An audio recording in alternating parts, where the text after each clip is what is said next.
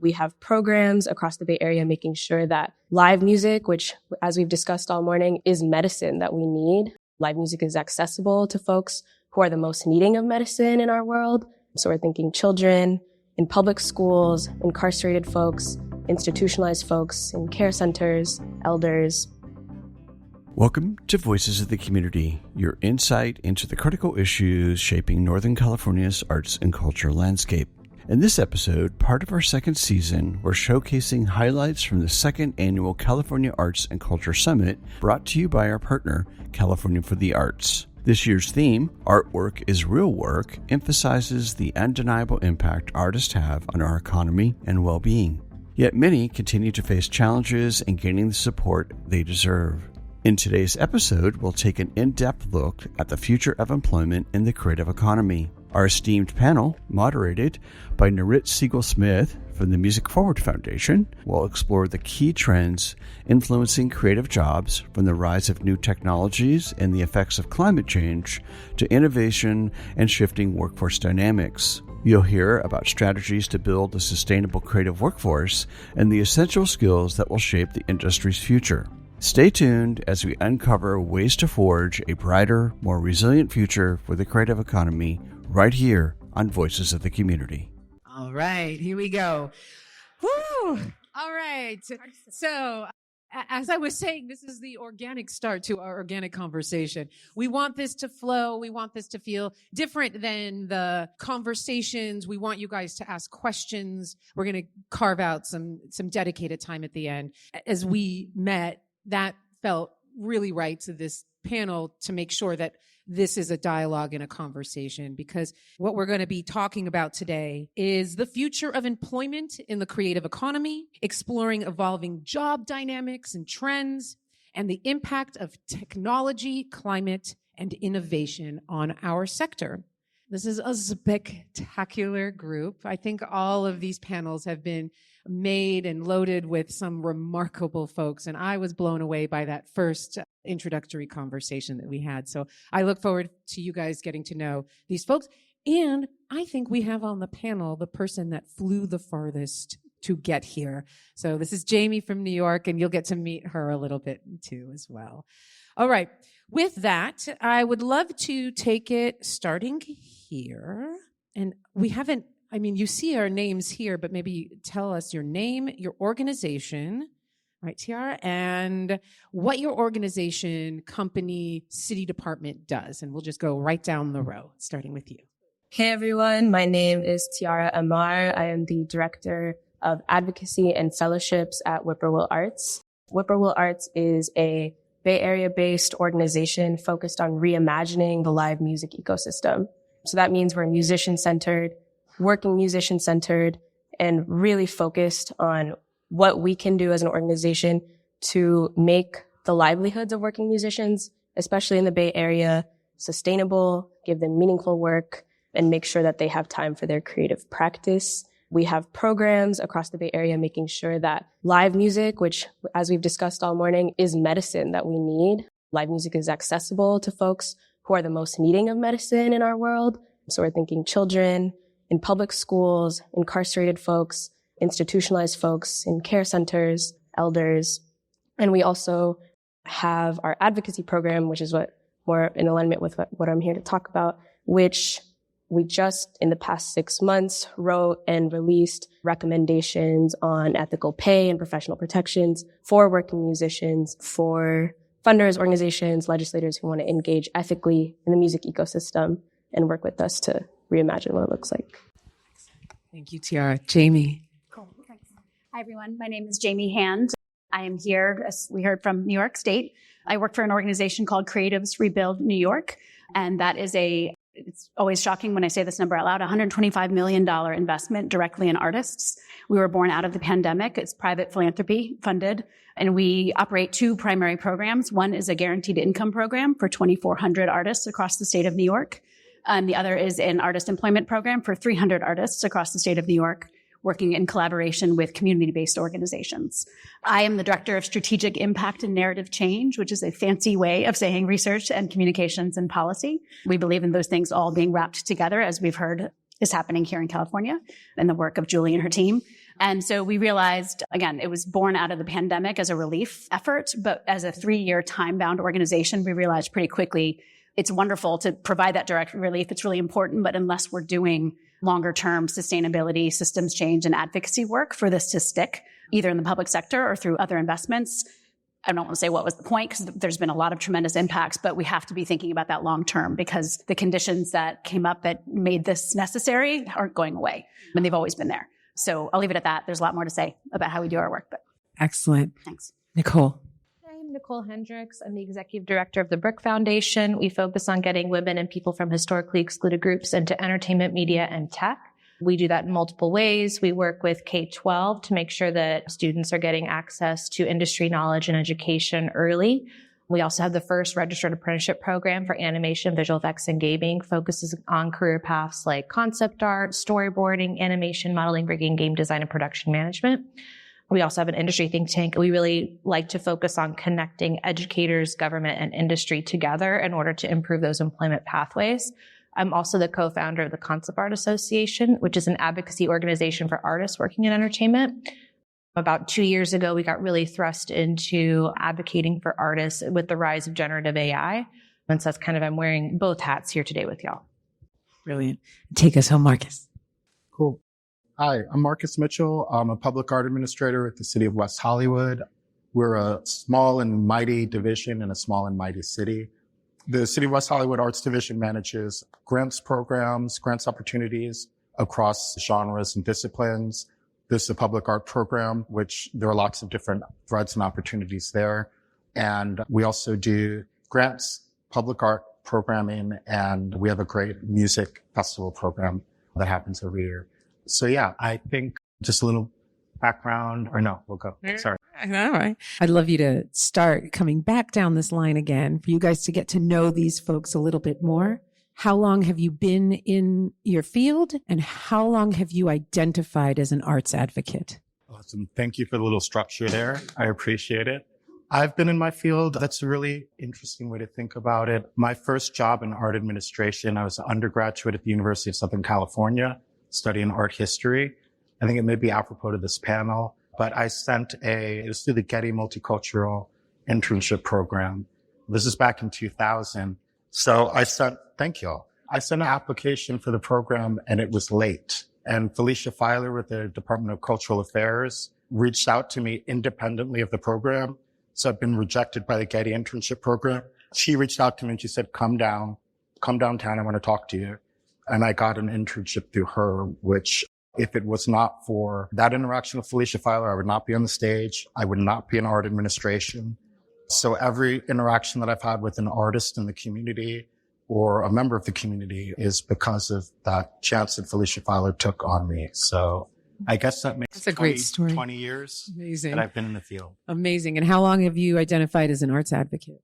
Oh, that's great. I've never honestly thought of myself as an arts advocate in the sense that I see it when kind of as a dictionary definition. But part of the reason I transitioned into arts administration was I felt a desire to take care of my folks. And I identified with artists and creatives. Yeah. And so in that sense, I kind of see it as a type of advocacy. Love it. Yeah. Excellent. Excellent. Nicole, how many years identified as an arts advocate? So I'm actually a Sac State alum. So it's very nice being in Sacramento. And so I was actually one of the first people from Sac State to graduate with a film degree. So we got to build out that program. And that's when I realized I love building things. And then I had like a long twisty thing of working in broadcast at CBS 13 locally and then coming down to LA at KTLA. And I was always doing indie films at the side. And then I ended up getting into gaming. And in all of those things, the main thing that it had in common was I was almost always the only female looking person in the room. I was almost 10 years into my career before I worked with another female as an equal, let alone as a supervisor. And so right around 2018, when a lot of things kind of felt on fire, it just seemed a lot of opportunities presented themselves to try to make more room for people to be at the decision-making tables. I was the only female director at a global gaming company. Just how many, like we never hit above 10 women in a company of almost 1,000 people. So there's just a lot of work that needed to be done and still needs to be done. But I don't think I really identified until COVID because Allison Frenzel, who's a wonderful human, also in Sacramento, she's the CTE program specialist for the California Department of Education, put me onto the COVID task force. So we were trying to help solve that digital divide as all these kids were going home with Chromebooks, none of the software that they need to get into these careers, because everything we do is very career focused, was running on a Chromebook. And that was when I realized that like, oh, wow, a lot of our public school education is so you need this master's degree in this program, and most of us didn't go to school for these things. So you had like a guy that worked at Disney in the 90s advising an entire school district in 2020 what hardware and software needed to be taught. How is that equitable? And so we were really able to, because of COVID and because people were at home wanting to help and get connected, really help do the new CTE recommendation standards to try to get people with their free and public education to have industry knowledge. And so we had a group of around 60 to 80 industry people come and like rewrite, learn as you speak and all the things, right? So it's because it's a different language compared to industry. So I would say probably COVID. And then with the AI stuff, that's when it took a whole new level. So definitely the past 2 years, but I would say 4 proper. Awesome. Jamie. What is this field? I guess is how I would start. I'm trained as a landscape designer and came to the arts, I would say, kind of got thrown straight into the fire at the NEA in 2010. So I've been in the arts field for about 14 years, and doesn't make sense on paper, but it makes sense to me, the through lines of all those things. And I've done a lot of the cross-sector place-based work, that sort of, and I've only recently in my work at Creatives Rebuild New York, it makes sense to me because we're doing a lot of cross-sector work with labor and labor policy now. But in terms of being an advocate for the arts and identifying with that, that's relatively new for me, about 2 years. Excellent. Tiara. I was raised by a dancer, so I feel like, yeah, shout out to the dancers. But yeah, I feel like I was raised to like really understand and witness what the life of a working artist is, the hustle that it is, and all the different hats that you have to wear as a working artist. And I feel like that was very formative for me wanting to be in the space of advocacy for artists. I also am a teaching artist at Nyad Art Center, which is a studio space for adult artists with disabilities. And that's been very formative to the core of justice that I see as possible through art. And I am learning so much. You know, I am young and I feel like very lucky to like have been in spaces and with folks I have so much to learn from, but definitely has been a lifetime process of learning to be an arts advocate. But it's in your DNA, clearly, right?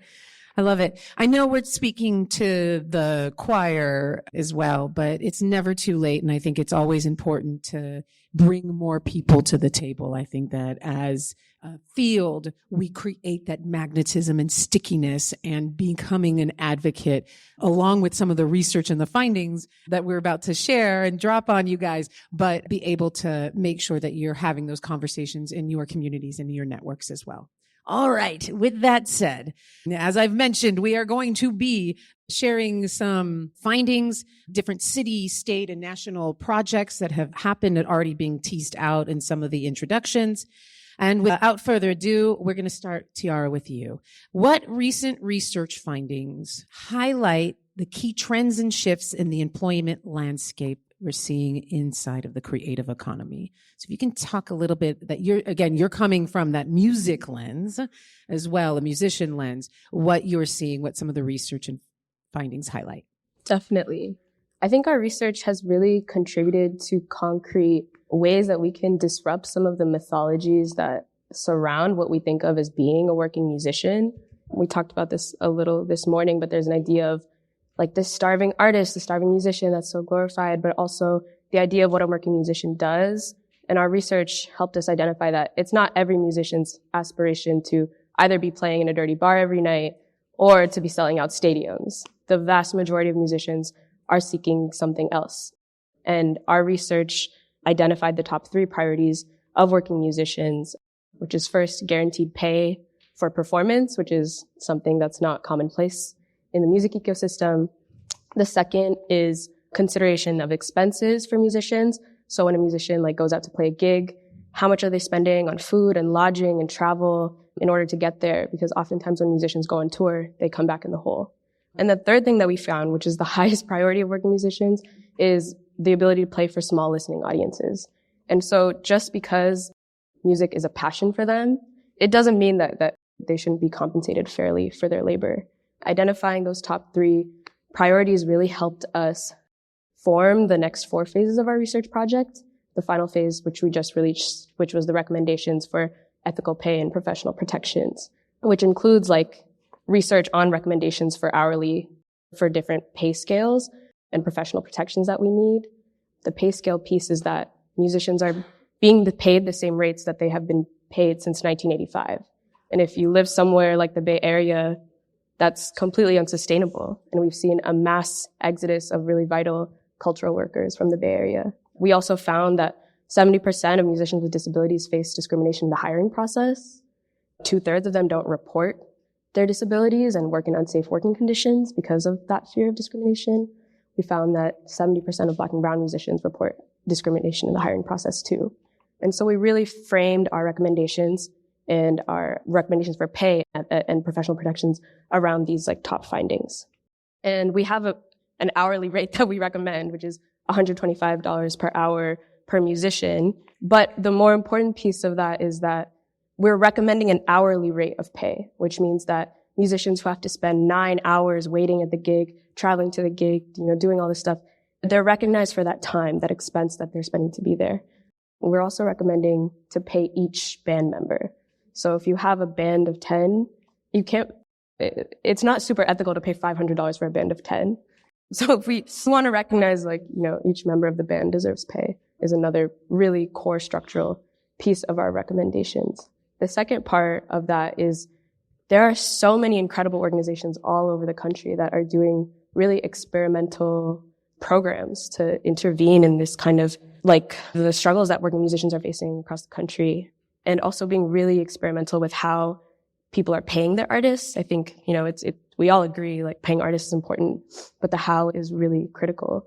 And so we were able to highlight about 20 organizations across the country that are doing the work of like ethical engagement with working artists, reimagining how working musicians do their gigs. How can we get them more gigs? And it's been really cool to see how tied into community engagement that's been and how important it has been in like what reimagining the live music ecosystem from going to like something that's like super ticketed, super inaccessible, like a club good, to something that like we recognize that people need as medicine, as, live music is humanity's oldest ritual. So we really need to make sure that we have access to it.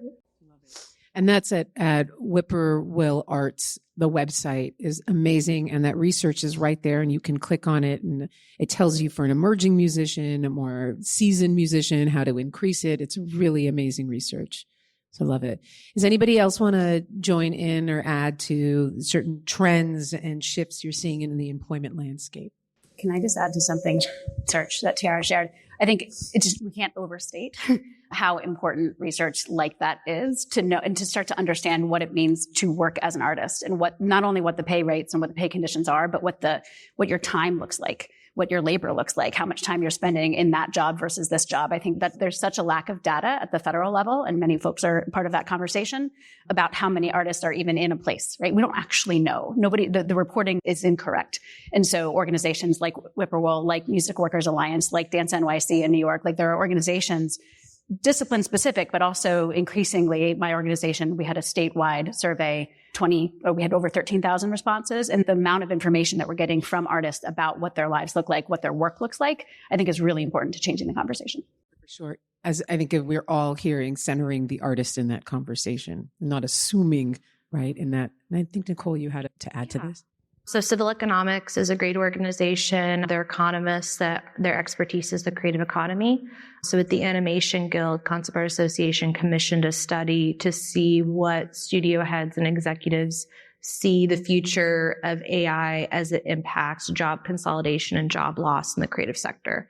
The results are chilling. I really recommend looking at it. It's feature unscripted. And I think it's very clear that we need to advocate to make sure that there's some protections around the human workforce, and that companies can't just lay off departments and then just have one artist doing cleanup, type of thing, which is what we're seeing happening in Texas. So it's here, it's happening, and we need to really protect our creative community. A lot of the population of artists working in the entertainment industry, these are good jobs. These are $60K to $250K a year roles, health insurance. Some of them are union protected, right? So it's like kind of coming in from the cold versus being a freelance artist. And so we really are seeing a lot of jobs leaving the state, specifically in animation, visual effects, and gaming. Gaming is $1 billion industry. California needs that revenue. So we're also working with Civil Economics to conduct a study on the pace of those jobs leaving, how much revenue, because again, like artists are not classified appropriately. Almost the entire animation industry is under cartoonists. That's not what they do. And so I think there's a desperate need for like ONET codes to be updated, all kinds of data. But like our hope is that we're able to fundraise the missing gap we have to really present that we need to have a tax incentive to protect jobs in California. Love it. Love it. We're going to just pivot slightly to Marcus around some of those emerging opportunities for employment and this word entrepreneurship, right? Julie mentioned this earlier, this economy that we're talking about, what's happening today and where we're seeing the growth is in gig workers and independent contractors. So this idea of entrepreneurship is key in talking about the artists and the creative economy. And Marcus, I would love for you to discuss a little bit about those emerging opportunities for employment and entrepreneurship you are seeing from your perspective in city government. Okay, sure. I want to get kind of specific here because I'm a public art administrator and I work for a municipal agency. So I'm just going to talk about my experience in my work area. There's entrepreneurship. To me, the constituents, there's the community of residents in West Hollywood, but for me, it's artists. I serve artists. So I'm going to just focus on that. From an artist perspective, I'm not going to really make a differential between entrepreneurship and for-profit or nonprofit. If you receive funds to realize a project, I think that's the goal. So as a city worker, we certainly interact with the business community and there are many touch points there, but I want to focus on the artists, and maybe it's because of where I am professionally, just in my day-to-day workspace, but really endeavoring to get the various proposals, our requests for qualifications, requests for proposals, grant opportunities. These are really boring, dry words, but there's money attached to them, right? So that's what entrepreneurship is about. There's really, everyone knows about city bureaucracy, these forms, these processes, these things, but attached to them, there's money. So my job, and I'm realizing this more and more, I've gone through different perspectives on what's important for my job. But in the last year, my focus has really been, we're sitting on these mechanisms that enable access to funds. And there's the equity and conversations about accessibility, but really sitting with what can I do to get these opportunities out there and in front of the right people? And beyond that, how can I help my constituents, the artists that I want to see succeed with these programs? And I don't want to get too deep into it just right now, but there are two things I'm seeing in response to, I think, the question about the future employment and future opportunities in the arts. And also what, as an art administrator, how we can kind of like go there, support that, is actually, strangely enough, literacy is incredibly important. And I know that doesn't sound like very revelatory, but it's how do you apply to these programs? How do you succeed in applying to these programs? In a earlier workshop, there's a question of language that was brought up. And that's incredibly important, I think. And that's what I mean by literacy. And I've been spending more and more time on the phone just speaking with artists about literally how do you apply for these opportunities. We're not talking about your art or your vision at this point. It's me on the phone. It could be for 10 to 15 minutes to a half an hour, just explaining the process. And the more time I spend doing on that, the more potential for impact I see there. I spent a ton of money on a degree at an MFA program. I'm still paying the loans back. I could be wrong, but I've participated in very few courses, or I also come from a fairly privileged background as well. And there have been very few opportunities where someone sat down and explained to me how to go through certain processes, whether that's grant writing, evaluations, even reading comprehension. How do you break the thing apart? What are these people looking for? What are they asking for? How do you put a budget together? A real budget. All of these things, these weren't things that I was taught. These aren't things that are really floating around in the industry, so to speak. We talk about a lot of things. These things are boring. But as far as having a successful, artists and want to ask me all the time, how do I write a successful proposal? How do I get this money? And it's like, let's go back. Let's look at the instructions. Let's look at the prompts that we've included here and working through, making the language more accessible. But there's something beyond that, I think, which not to chew up too much space, but, There you go. I consider myself a reasonably smart human. I come from industry. It took me 2 years to understand how to look at an RERP, a request for proposal, and how to break that down with the programs and work that I do and figure out how to turn it into that. And that's with a lot of people behind me. That's a lot of networking. I was able to beg people to explain it to me. How is somebody, a recent grad, supposed to do that? Is there any way we can make this language more accessible? That's a great question. I don't know if there are any artists in the audience today. Okay, this is great. This has kind of been, not to be corny, this has kind of been on my heart for a little bit. So I know it's 2024 and there are lots of amazing technologies and things like that. And I've lost a little bit of this experience, but call. I'm not joking. Okay, I'm an introvert. The reason I went into the arts is because words don't do it for me. I don't like words. I don't trust words. They make me nervous. I'm sure if y'all are artists, you guys understand what I'm saying. I don't like it, but there's something when call the art administrator or the grant administrator, ask them questions. That's my job. I'm paid by taxpayer dollars to serve the artist community. And just like when you have a leak or a plumbing problem or a noise complaint or whatever activity and you call your city worker and say, hey, do your job. It's the same. If you're a member of the community, find out who that person is, contact them and ask the questions. I love those conversations because it helps me as an art administrator, beyond just doing my job, it gives me clarity as to what are the needs are, what are the artists in my community up to, what are the challenges they're facing. And another thing I just want to say, there are formats for community engagements, and these are wonderful and vital programs. However, they always miss a significant portion of the creative community. In these environments, you're going to get people who have, for whatever reason, have the time, availability, and energy and wherewithal to attend, and who are also confident enough or comfortable enough to kind of dominate those environments. And there's nothing wrong with that. But if that's the only mechanism for you to engage your constituency and community, you're going to miss 80% of the creative community.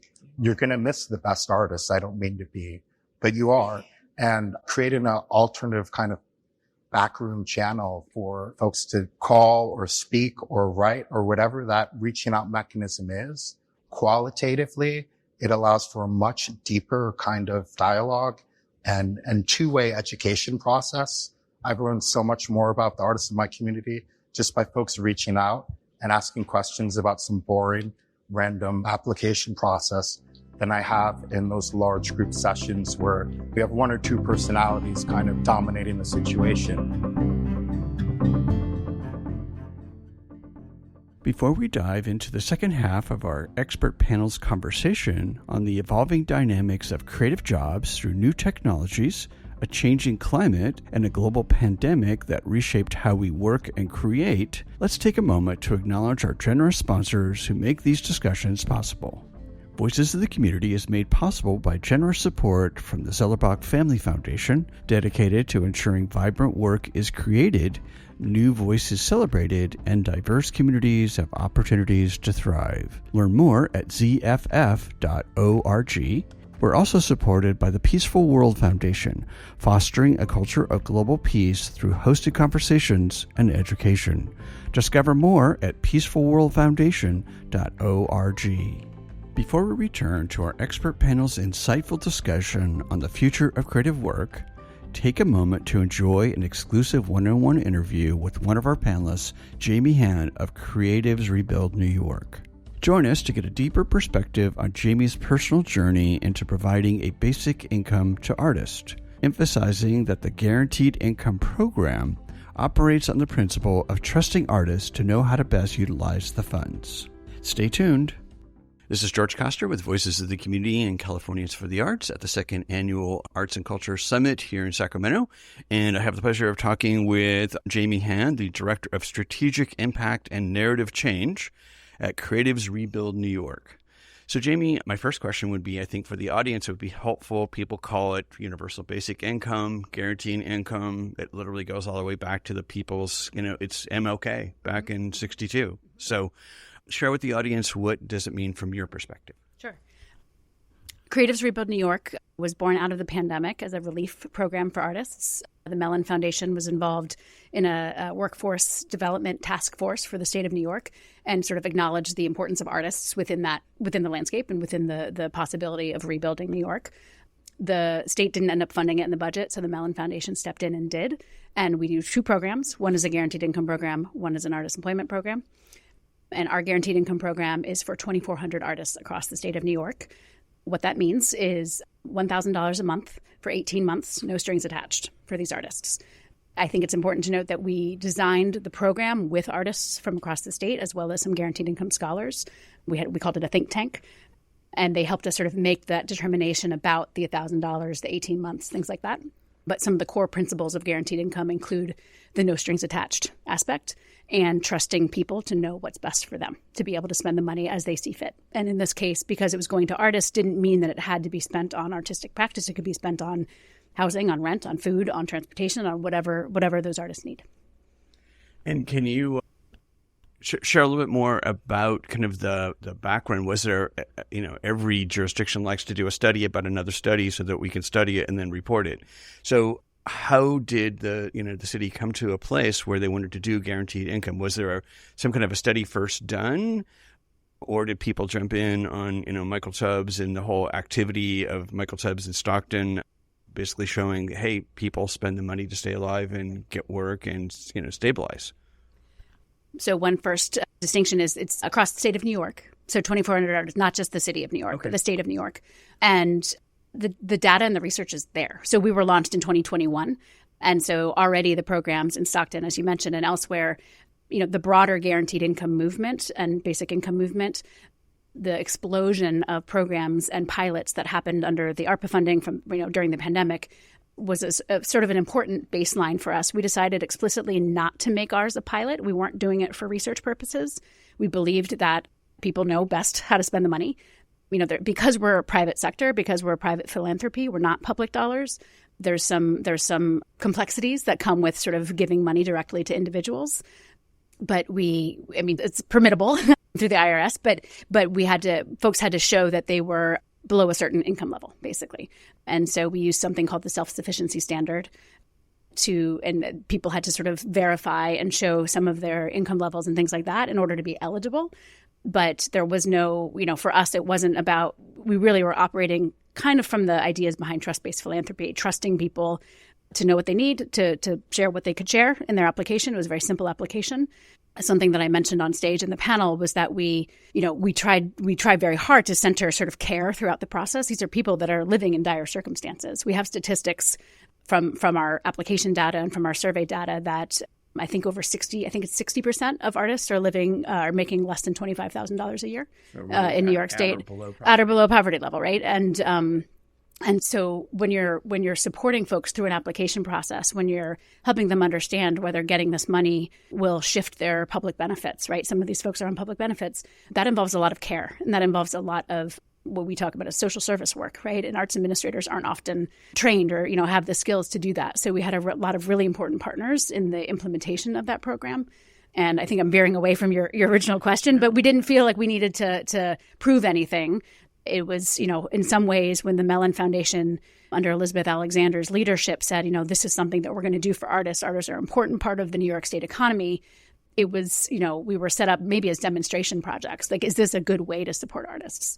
And so again, we have the guaranteed income program. In addition to that, we also have an artist employment program. So two different, very different, and sometimes in tension methods of supporting artists. And we are doing a lot of research on our programs, right? They weren't done to prove anything, but we do want to know.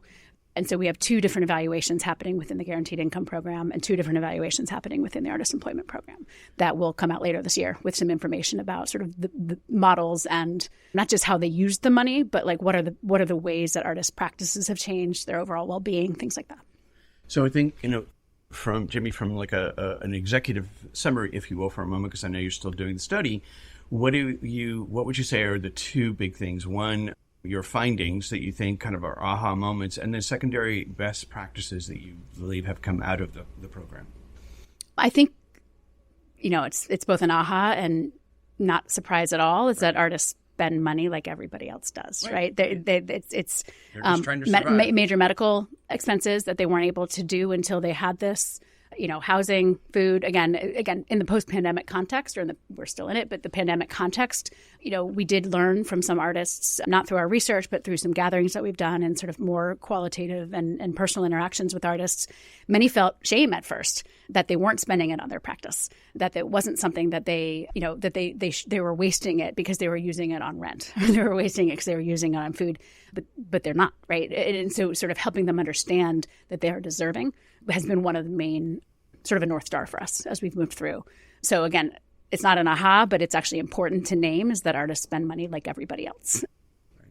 And then, some of the questions that we'll be looking at in the research, as I said, there's 2 different aspects of the research. One is sort of for the Guaranteed Income Program fitting into the economic justice and guaranteed income sort of policy world. And that's a bunch of researchers and institutions that are deeply entrenched in that and looking at some of the changes in their lives, right? Whether it's related to medical bills or healthcare or, other things that it has enabled for artists. Within the other evaluation, the folks that are sort of steeped in sort of not artist employment, but sort of how artists sustain their careers. They're doing some interesting studies on how the population that we served, the artists that came into us through this eligibility, how that compares and would fare in other states and across the country if you sort of understand what we know about artists in other places. So it's sort of abstract at this moment, but it's like the artists that came into us are not the artists that the federal data says are in New York State, right? And so we're actually surfacing more realities, more stories, or more needs that artists face through this program and sort of looking at that data and understanding how other states, other places can say, oh, maybe we need to support our artists in slightly different ways too. And maybe there's more artists than we realize we're here. So as we wrap up, is there anything that we haven't asked you and that you haven't talked about in the panel that you'd like to make sure that we get out there?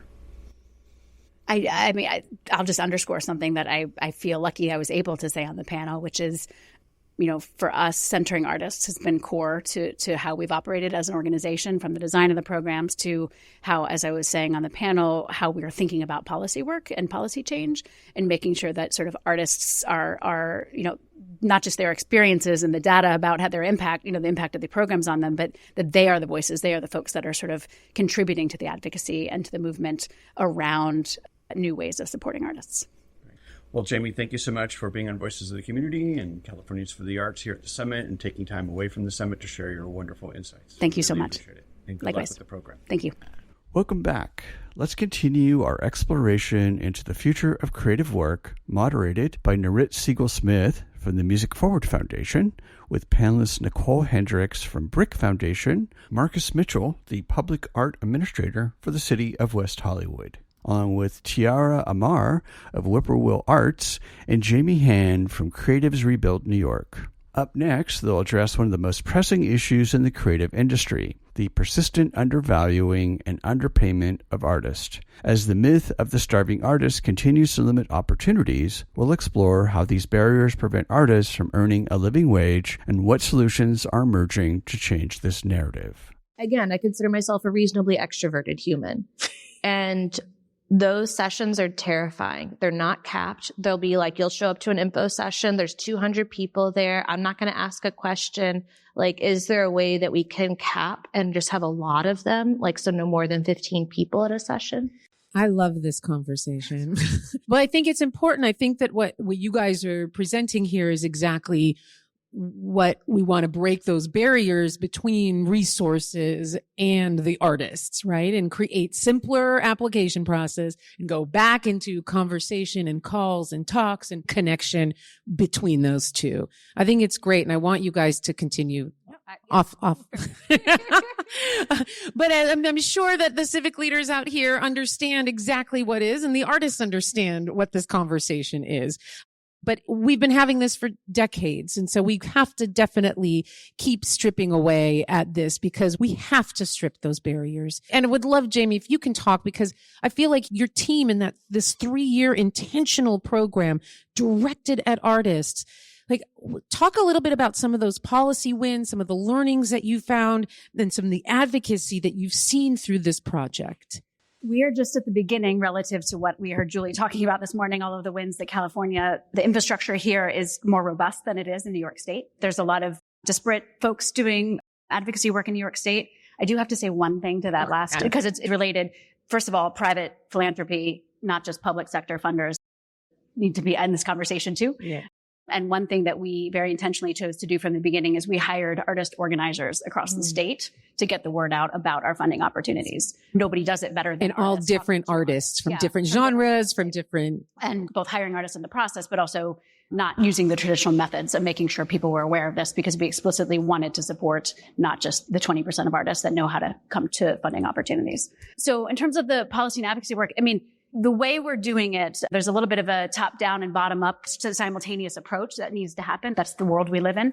And so again, we have 2,400 artists in our guaranteed income program, 300 artists and over 100 organizations in our artist employment program.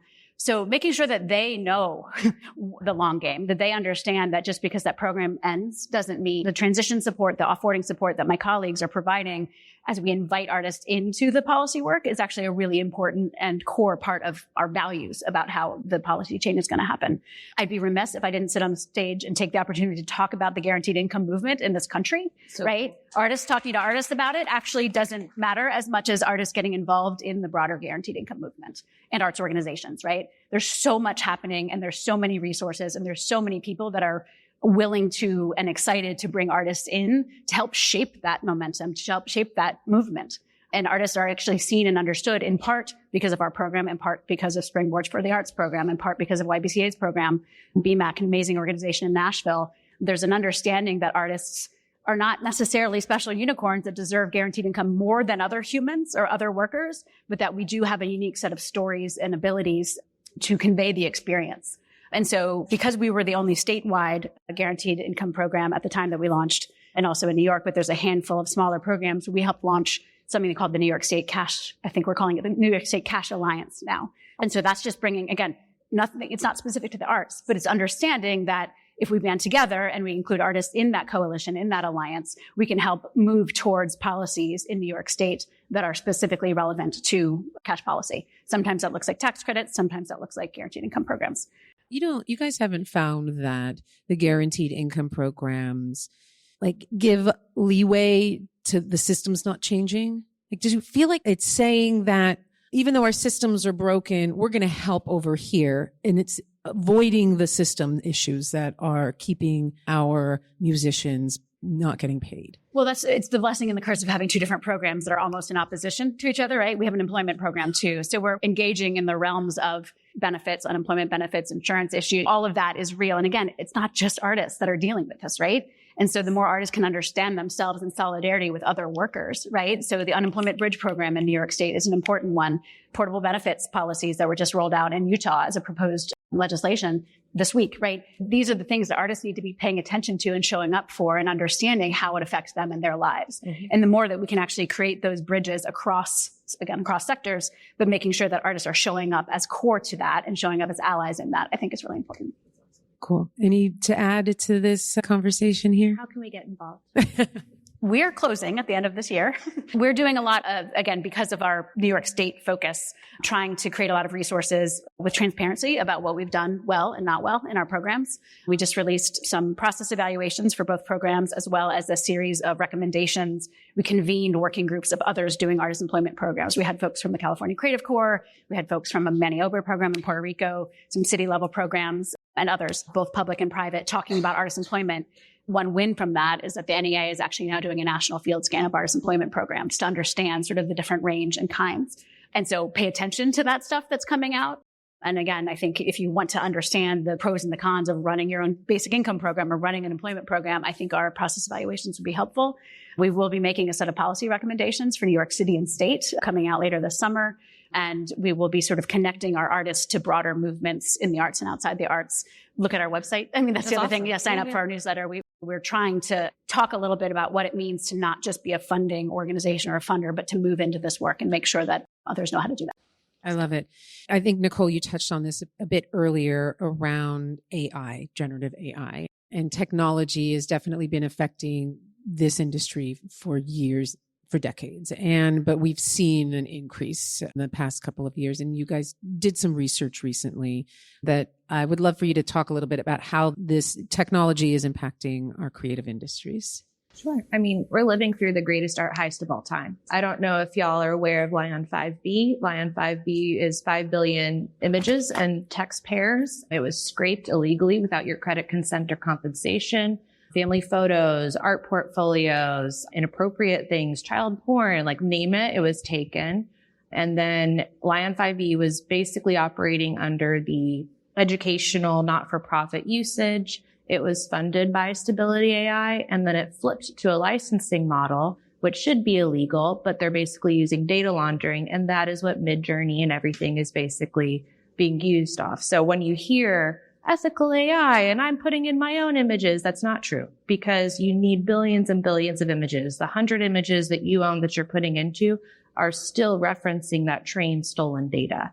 And there's really nothing that, there's a lot of things in progress to protect us. Adam Schiff just promoted a transparency bill because a lot of these things, it's kind of a black box with what's been stolen. And so definitely, we'll look at what's happening with Adam Schiff. He's great. He's wonderful. Concert Bar Association is a proud supporter of that bill. The Human Artistry Campaign, because the music industry's been through this before with Napster, right? So not Napster, but with streaming. And so I think that taking a lead from them with the Human Artistry Campaign and seeing the work that they're doing, but also just what kind of, when you see somebody that's like, oh, I did this with AI, and then I just don't see ethically currently when you're using it and generating images, you're working off the backs of everybody else. And my husband and all my friends' work is in there. So it feels very icky for me personally. So whereas, yes, AI might be here and might be here to stay, I think it's really important that we're really focusing on the ethics and we're trying to advocate for ethically obtained data sets. And it's affecting jobs, right? It's affecting jobs. Oh, yes. And the skills needed for those jobs. 100%. If you go to concertartassociation.com on the advocacy tab, we've been gathering testimonials from the creative sector since January 2023. It is prevalent around the world, people's jobs going away, entire departments getting let go. Most importantly, though, is because a lot of artists are contract employees, work for hire, right? So we're going from gig to gig. And a lot of things that are keeping the lights on is commercial work. Commercials are always shooting. They used to pay really well for design work. Now they're basically showing up with ad agencies being like, hey, here's 100 images I generated off of Midjourney. Make something like that. That work's now gone. Those were hours, billable hours for design. Also similar, independent producers, a lot of pitch packages. That's a lot of work that people were using to keep the lights on year round. That stuff is gone. Independent producers are now just generating their own images for pitch packages, right? So even if we're not seeing a 1-for-1 loss, we're seeing percentage of business loss, percentage of livelihood loss. And so I think that's important for us as a community that whereas, yes, we do need to keep in touch, but also real talk. There's not a lot of learning curve with using AI. People aren't getting left behind with typing in words, right? So it's not like it's just more about the ethical usage of it. I do think entrepreneurship is the way we should be focusing as we're looking at how many people have lost their jobs the first quarter of the year alone, first month of the year alone. What does that mean, right? I mean, already my generation isn't able to I'm going to get a job and I'm going to stay here my whole career. That doesn't exist anymore. And how much longer in this late stage capitalism life that we're living in, right? Can we actually rely on a lot of us getting those in-house gigs? And so I think that if anything, the skill I would really be working on is not necessarily AI technology, but can you run your own business? Do you have the soft skills to be able to network, can you stay on top of things and pivot yourself and reinvent yourself as you need to make a living for your family, doing what you love in whatever lens is getting you employment at the moment? What other skill sets from this team that to enter the industry? I know you mentioned literacy earlier, to enter, to stay viable. Any other skill sets that you guys are seeing are going to be key in this future economy? Yeah, this kind of connects to not the AI question, but what we were talking about before. Something that we do is try to think about how we can reach musicians who are typically like kind of left out of some of like the more traditional, like who aren't applying for grants, who aren't like in the top 10% of earners to be getting like high paying gigs, and how we can make their livelihoods a little bit more sustainable through. Okay, so we have a Music Alive program, which essentially provides musicians in the Bay Area with well-paying gigs per musician to perform, and they have a regular gig. And because they have a regular gig that they're not every month like striving for, it unlocks their capacity to engage in work outside of gig hunting. So it enables them to engage in their creative work. So finally they have time to compose, they have time to practice, which they might not have if they're always performing. But what we also found is that when these musicians have have a solid gig every month that they can use to pay their rent, it also unlocks their ability to like participate in the more political work of organizing as workers. Yes, to engage them in the advocacy. A lot of conversations that are had in spaces it's so hard to organize the artists, like the artists won't show up to the workshop. How can we make sure that they're getting the skills? But a lot of it is that if their basic needs are taken care of, artists are actually really interested in the advocacy. They really know that and they're really engaged in wanting to help shape the artistic environment that they contribute to. We've been working with some unions in the Bay Area, Local 6, to make sure that to organize the musicians and get them involved in the process of talking to their city governments about musician pay. There's no municipality in the country that has a pay minimum for musicians' work. And we know that budgets are moral documents. So we have been able to organize the musicians to be able to talk to their elected officials, not because I think we have done something like super incredible, but because a lot of the musicians we work with, their basic needs are just being met. Like they can pay their rent. And so now they have a little bit more capacity to talk to their elected, to be in their communities and organize themselves. And I feel like that is part of the ecosystem shift that we want to create, is that artists have a lot of the skills that they need to advocate for themselves, but how can we get them the capacity to advocate for themselves? That's excellent. Awesome. And Jamie, I don't know if you have any. Would have said the exact same thing. Amazing. I mean, I mentioned a minute ago, centering artists and their power in the ability to achieve policy change. I do think it can borderline be patronizing to assume that artists aren't already doing this, or that they should show up for something that they don't care about, right? I think there's a line to be careful about. But I think Tiara's point about capacity, like creating the space and capacity for artists after their needs are met to be able to show up. Somebody earlier in one of the sessions talked about how artists pay other artists, like first, right? That we know that from the data. Yeah. Artists also want to support other artists, right? And so as people are rolling off of our guaranteed income program, they're asking our program team, how can we show up in support of this? How can we make this possible for more artists? How can this be not just this program, but elsewhere? And so they want to know. And I think the only thing I'd add to the way Tiara described it was be willing to tell your story, right? I think there is some shame associated with poverty in this country, right? But the reality, being able to tell the story about the reality of your lived experience is one of the most important things for elected officials to hear. I love it. Having our artists have their voice heard is amazing. And I think that one of the things that I also heard here is making sure that in training, in education, in community, we are teaching artists how to monetize. What are all the different ways, the new ways, the old ways? What are the ways that artists from all different fields can learn how to monetize? Can I add one more? Please. And just because the artists in the room here, I'm sorry my stuff is super basic. This is so basic, but it's something I need to know and teach myself, but ask for help. Like I said, all these things need to be in place. If you're an artist or creative, be an artist or creative. You should learn how to create a budget or respond to certain things, but you're not supposed to become an accountant. So, in all this, I think, this entrepreneurship is cool, but I think we've kind of got a culture of like this super hyped up, like mega entrepreneur where you're like some robot brain person who does everything. And like, fuck that. Like what is that? So like, But to go back to my point though, like, no, don't become an amazing accountant. But if you don't know how to do a budget, you probably know someone who does, regardless of your background. Our communities are amazing and full of really amazing people with incredible skills. If you have a weakness, like, find somebody who can help you out. Know your weaknesses. And because that's how these corporations and people on top who project that they know it all are actually doing it. They have a team of like 100 people doing all the little things for them. And I've seen this even with artist studios. When you look at artists and you're like, whoa, how did they get there? They've got like 50 people working for them. So you, in your situation, working all alone, are not going to be able to generate a corporate level package, but understand what you're missing and what you need. And to the extent that you can, don't be afraid to ask for help.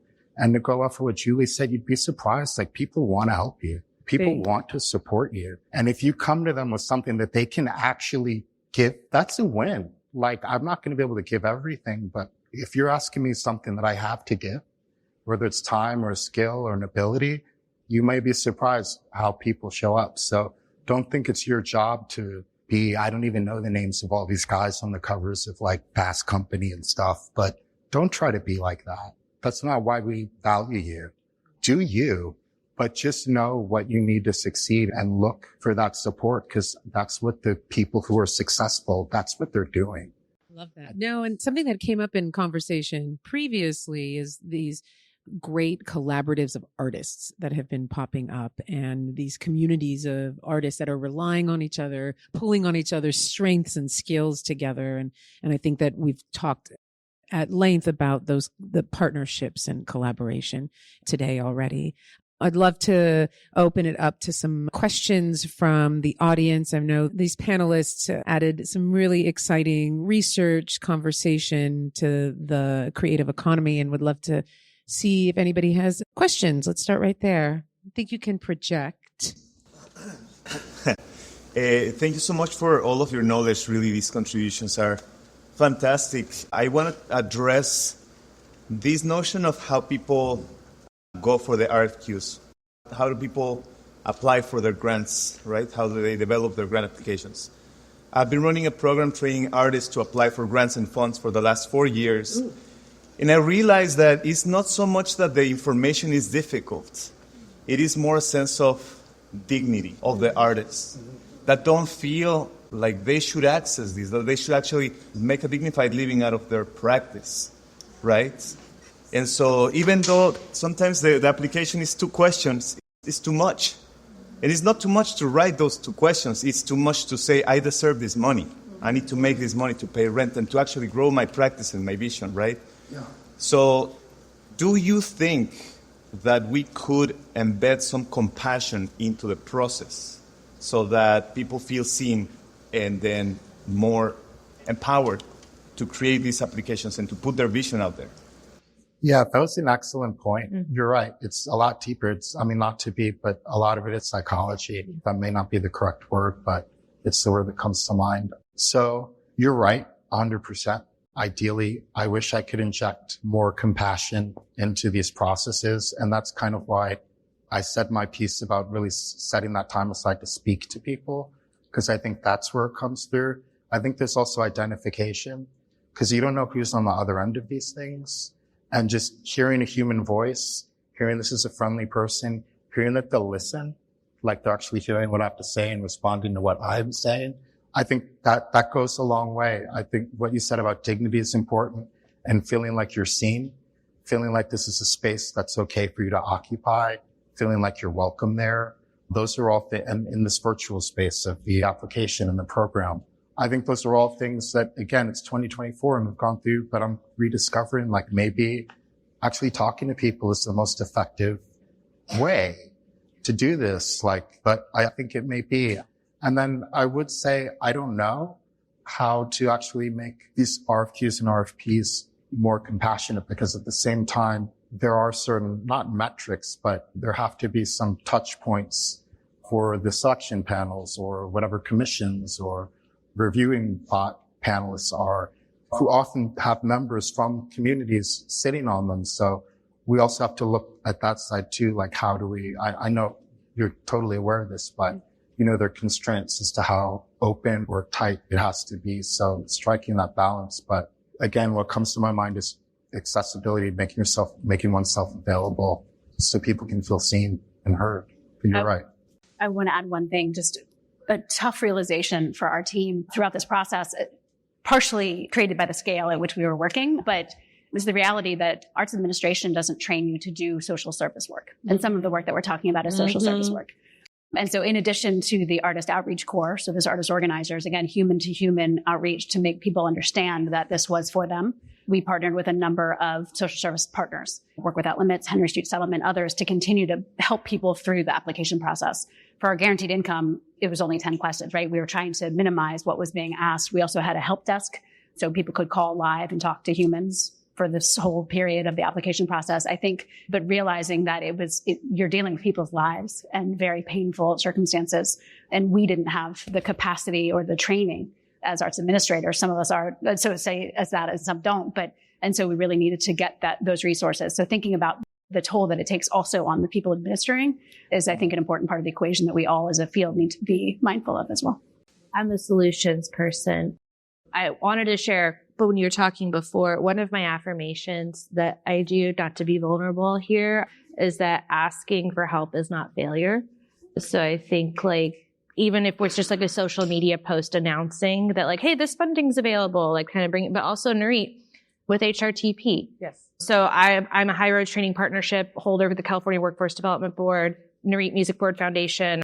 Laura on her team is one who helped do that. And the fact that I had been through a lot of the horrors of applying for these things, I met many times with Laura, and it was just being able to real talk with her. So maybe it's even part of the stipulations of getting this funding is mentoring incoming people applying. Yeah. Because people liked that I could be this shit's terrible. This is how I got around it, I feel you. I hear you, right? Yeah. The little bit of that together, the humanity of it all.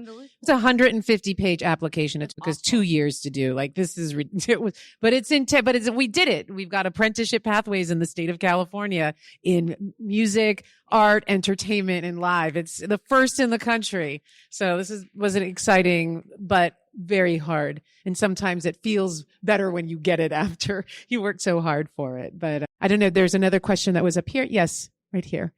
Hi, I'm a Sacramento artist. And I was curious if you could speak to RFPs specifically that ask for free design work up front and whether you've seen the trend changing recently, because from what I've seen, it seems like maybe there's less of that happening, but I still see it. So I don't know if you feel like the trend is moving towards not asking for free design work up front.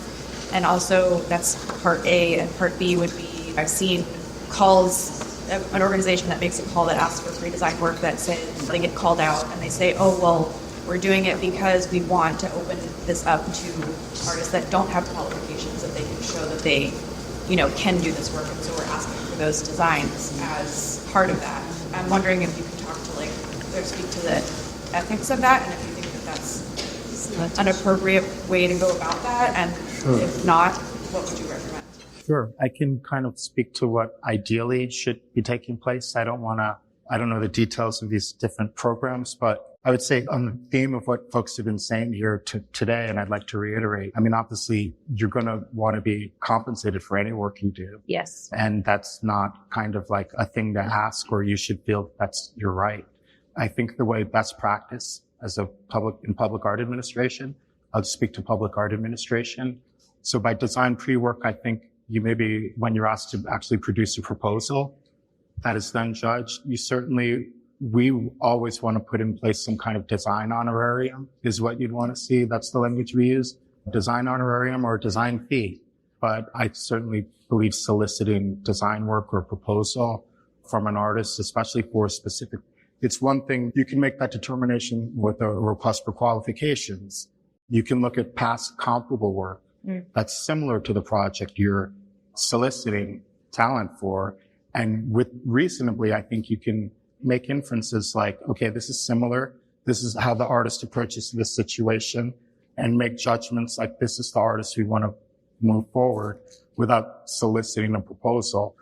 However, there's certain situations where, because of maybe the nature of that project, you're going to want to see a proposal put forward, but there should always be, again, a design fee or an honorarium attached to that before you deliver that. And I would never send original work to anyone without payment. I think Free work is not equitable. yeah, I wouldn't even call it pre-work because I think in job interviews do this now too, right? I'm sorry for, no. Like, don't even. Call it out when it happens. Yes. Question up there. Along that vein, a lot of professions have a scale of how to conduct your business for yourself, but it feels like the artists historically have not had that opportunity, especially if they haven't gone to colleges and learned how to create the business end of the creative process.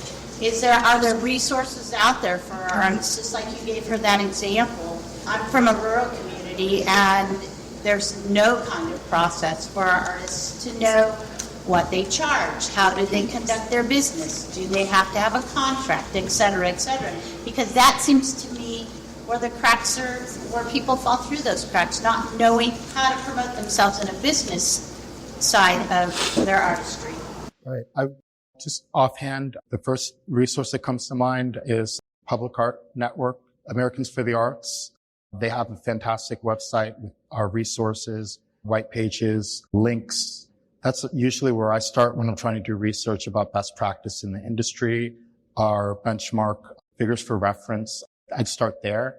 That is a fantastic resource, and they've been around for a while, so there's a pretty deep archive that you should be able to access and then kind of branch out from there. And then always asking out, if you encounter someone or even just find an email of someone who has that special knowledge or experience, and just reaching out and asking that question. I think you'll get a positive response, I think.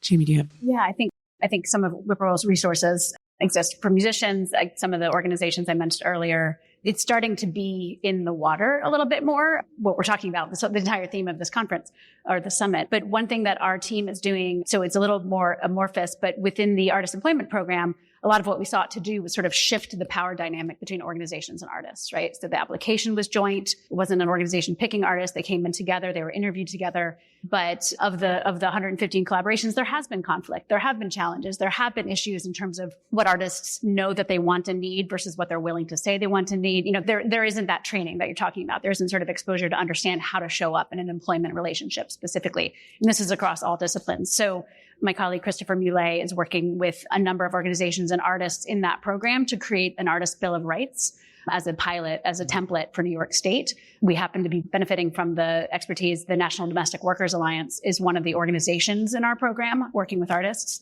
and they've gone through that process for themselves, right, of creating a bill of rights for domestic workers. And so sort of built on that model, we're going to be creating that, one of those, and hoping to share that with others who are interested. It may not be perfect, it may not do all the things, but it's something that is a tool that we've heard from the artists is needed, and from organizations actually, to help each other and guide each other in terms of how to work together equitably. I think that's a great place. Oh, you wanted to add? Yeah, this is specifically for musicians, but our recommendations have a pay considerations that we recommend for musicians, and it also comes with considerations for many, many different things so that musicians know what they can ask for depending on the situation. So for example, if you're an experienced musician, like this is what % you can expect to increase your rate. If you're playing outside, this is what % you can expect to increase your rate. And I think that's helpful for musicians. And we have offered it as a toolkit for some musicians in Nashville who have found it useful. I love it. I think there's some really great tactical things that this panel has shared with everybody. The thing that I am taking away from already this day and from what was just shared is how important this network is to all of us and to the artists and the creative economy. So keep talking, keep sharing, keep growing together. My name is Nurit. Thank you to California for the Arts for this amazing summit. And thank you all for being here. Thank you, panelists. Thank you. As we wrap up this 4th episode of Voices of the Community, featuring insights from the California for the Arts, Arts and Culture Summit, we'd like to express our gratitude to our moderator, Nurit Siegel Smith from the Music Forward Foundation, and our incredible panelist, Nicole Hendrix from the BRIC Foundation, Marcus Mitchell, the Public Art Administrator for the City of West Hollywood, Tiara Amar from Whippoorwill Arts, and Jamie Hand from Creatives Rebuild New York. Your journey into their world doesn't end here. Dive deeper at voicesofthecommunity.com, explore full bios, discover the incredible work their organizations do, and find ways to make a difference. It's all under Where Art Meets Impact, then Episode 4, The Future of Creative Work. While you're there, uncover a treasure trove of interviews and stories in our Arts and Culture series. Stay connected through our newsletter, and if you're inspired, consider donating or volunteering. Your support fuels the creative spirit that makes our community so special. Join us next time as another panelist of experts from the California for the Arts and Culture Summit delve into the crucial conversation around building better bridges in the arts economy through collaborations. Today's episode was made possible through our co-production partnership with California for the Arts at their second annual California Arts and Culture Summit. Special thanks to our technical crew, audio and video wizard Eric Estrada, and our production partner BAVAC Media and their team, Paula Argoni, Andy Konami, Javon Giles, and Clay Go. Thanks to Casey Nance from Citron Studios for the graphics magic. A special thanks to our broadcast partners who help share these important conversations. KSFP LP-FM in San Francisco, KPCA LP-FM in Petaluma, Petaluma Community Public Access TV, and BAVAC Media's SF Commons Public Access TV. Thank you for your commitment to amplifying diverse voices and perspectives. Please support these partners and our mission by tuning in and spreading the word. Voices of the Community is made possible by generous support from the Zellerbach Family Foundation, dedicated to ensuring vibrant work is created, new voices celebrated, and diverse communities have opportunities to thrive. Learn more at zff.org. We're also supported by the Peaceful World Foundation, fostering a culture of global peace through hosted conversations and education. Discover more at peacefulworldfoundation.org. And we'd love your support to continue to make shows just like this one. Go to georgecoster.com and click on the donate button. Take Voices of the Community with you on the go. Subscribe on Apple Podcasts, Spotify, or your favorite podcast app. Enjoying the show? Please rate and review us. It helps more people discover these important stories. Watch past and future episodes on YouTube by searching for Geo Coster. Have feedback or ideas? We'd love to hear from you. Email george@georgecoster.com. I'm George Coster from San Francisco. On behalf of our team, thank you for joining us. Until next time, remember, your voice matters.